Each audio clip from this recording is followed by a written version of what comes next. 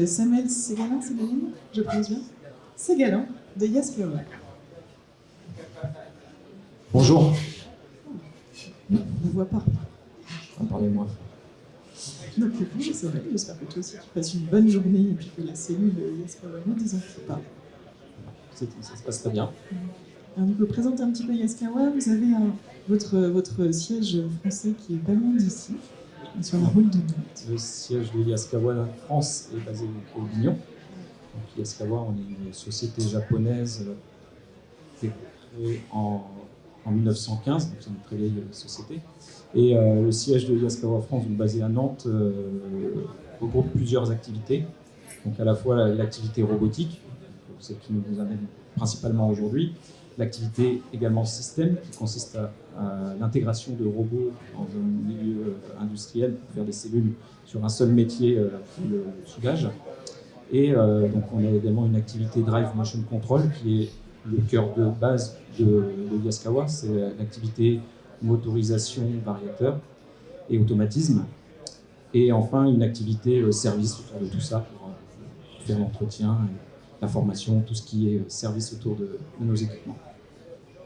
Vous avez une gamme de robots qui est assez large, vous intégrez également pour les cellules de soudure. Quels sont vos sujets favoris en matière de robotique?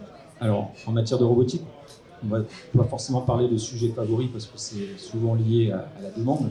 Après, on a une gamme de robots qui répond plutôt à beaucoup de domaines. La soudure, en effet, c'est un domaine où on a une compétence particulière de par notre capacité à intégrer la solution complète. Après, on a une gamme de robots qui couvre l'ensemble des besoins, que ce soit l'industrie dans le packaging, la fin de ligne, la palettisation, des robots pour fonctionner dans un milieu agroalimentaire, des robots pour fonctionner dans des environnements plus difficiles avec des peintures particulières, anticorrosives par exemple.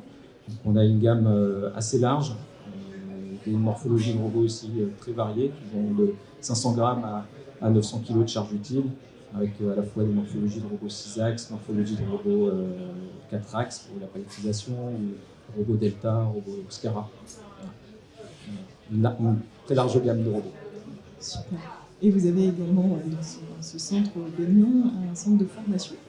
C'est important pour vous d'être maître de votre formation? Oui, bien sûr. On est agréé Calliope pour la formation et on a une bonne dizaine de programmes de formation adaptés aux différents types de métiers, que ce soit la soudure, la manipulation, la peinture, tout type d'applications différentes. Je vais refaire une petite question conclusive autour de la robotique de soudage.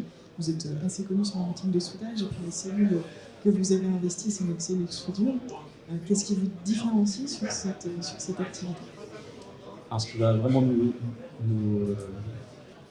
on va dire, la valeur ajoutée qu'on va apporter sur ce métier-là, ça va être la connaissance de la soudure. Parce que la robotique, c'est un aspect forcément important dans une cellule de soudage, mais comment est-ce qu'on soude? Quels sont les paramètres à mettre en place, les accessibilités, comment orienter sa torche, comment, dans un sens, rendre un cordon de soudure juste. C'est ça qui est vraiment l'expertise de Yaskawa. Et du coup, que vous mettez... Qu'on met après en service des clients qui viennent vers vous. Super. Voilà.